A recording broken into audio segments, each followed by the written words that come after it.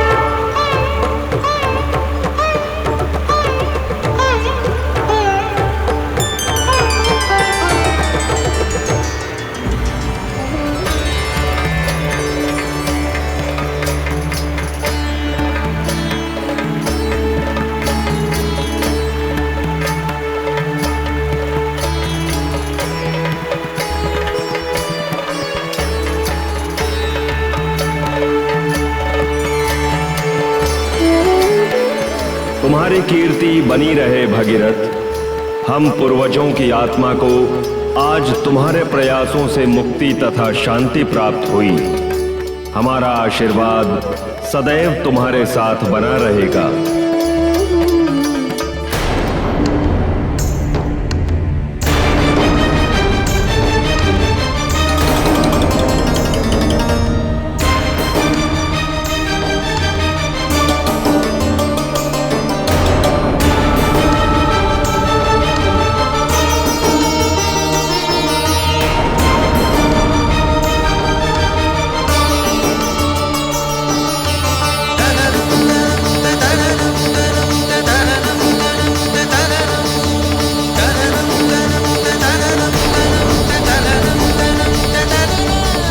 प्रभु, मानव शरीर की भी सीमाएं होती है, यातना सहने की क्षमता होती है। ऐसी कठोर तपस्या पूर्ण करते करते कहीं माता का शरीर उनका साथ न छोड़ दे प्रभु।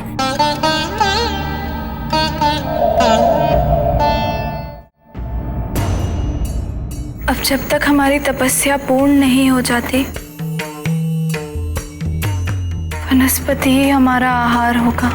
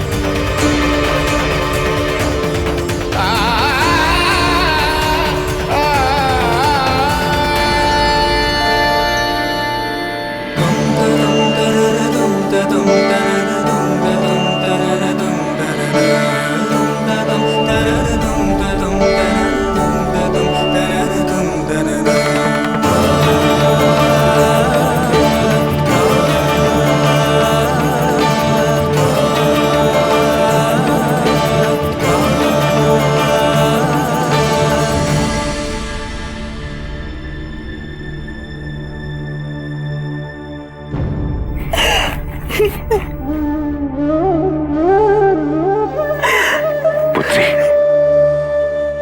अपने शरीर का ध्यान रखो। तपस्या तो अनिवार्य है। यदि शरीर अशक्त हो गया तो तपस्या का कोई लाभ नहीं।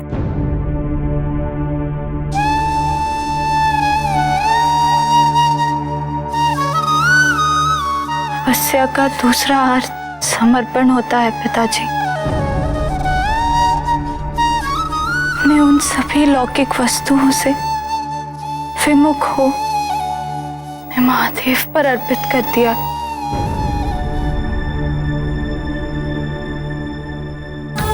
उससे केवल वायु हमारा आहार होगा।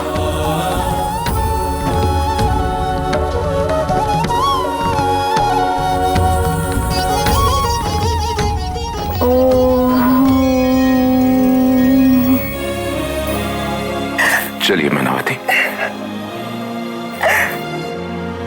हम पार्वती की तपस्या में हस्तक्षेप नहीं करना चाहते। आइए चलिए।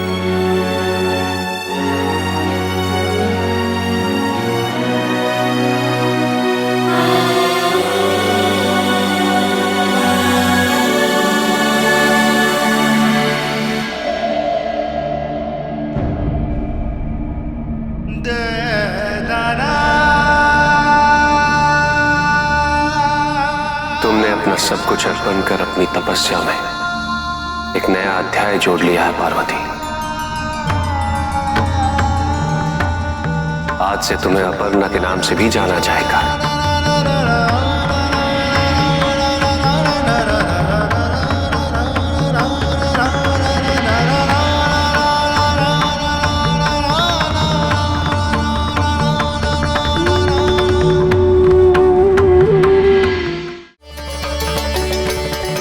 आज मेरे जीवन की एक यात्रा संपन्न हुई और एक दूसरी यात्रा का आरंभ हुआ है।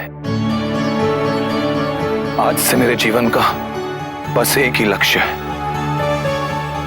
कि गंगा के इस पवित्र जल को मैं विश्व के हर मनुष्य तक पहुंचा सकूं।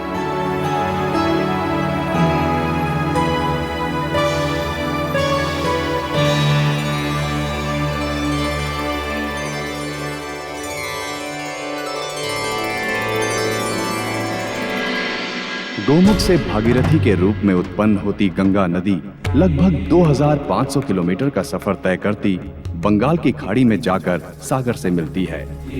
गंगा केवल एक नदी या प्राकृतिक संपदा ही नहीं है, बल्कि समस्त भारतवासियों की आस्था का आधार भी है। पहाड़ी क्षेत्रों से उतरकर ऋषिकेश होती हुई गंगा नदी पहली बार हरिद्वार में मैदानी क्षेत्र में प्रवेश करती है। उसके बाद गढ़मुक्तेश्वर, कन्नौज, बिठूर, कानपुर होते हुए वो इलाहाबाद में यमुना तथा सरस्वती से मिलती है। ये स्थान त्रिवेणी संगम के नाम से प्रसिद्ध है और जहां प्रत्येक 144 वर्ष बाद महाकुंभ मेला आयोजित किया जाता है। इलाहाबाद के बाद गंगा नदी रुख करती है महादेव की नगरी काशी का, जिसे हम वाराणसी या बनारस के नाम से भी जानते हैं। यहाँ शिव द्वारा स्थापित लिंग और मणिकर्णिका घाट तीर्थ स्थानों में शीर्ष है। मिर्जापुर, पटना होते हुए भागलपुर के बाद गंगा नदी दक्षिणवर्ती हो जाती है। फिर पश्चिम बंगाल के मुर्शिदाबाद से होती हुई वापस हुगली, कोलकाता, हावड़ा होते हुए सुंदरवन डेल्टा से बंगाल की खाड़ी में सागर संगम करती है। ये स्थान गंगा सागर के नाम से जाना जाता है, जो हिंदुओं का एक और प्रमुख तीर्थ स्थल है। आज भी हिंदू संस्कृति में जन्म से लेकर मृत्यु तक कोई भी पूजा अर्चना गंगा जल से शुद्धिकरण किए बिना आरंभ नहीं होती। जो गंगा जीवन दायिनी भी हैं, वही मोक्ष भी प्रदान करती हैं। लेकिन ये कैसी विडंबना है कि सबसे पवित्र कही जाने वाली गंगा नदी का नाम आज दुनिया की सबसे प्रदूषित नदियों में लिया जाता है। इसका कारण कोई और नहीं, हम मनुष्य ही हैं। जिस गंगा नदी का जल हम इतनी श्रद्धा से भर कर लाते हैं, उसी में तकरीबन 2 करोड़ 10 लाख टन कचरा हम प्रतिदिन गिरा रहे हैं। क्या हम महादेव के वरदान का अपमान नहीं कर रहे? गंगा अब थकने लगी है और गंगा की हार हमारी हार होगी, एक सभ्यता की हार होगी।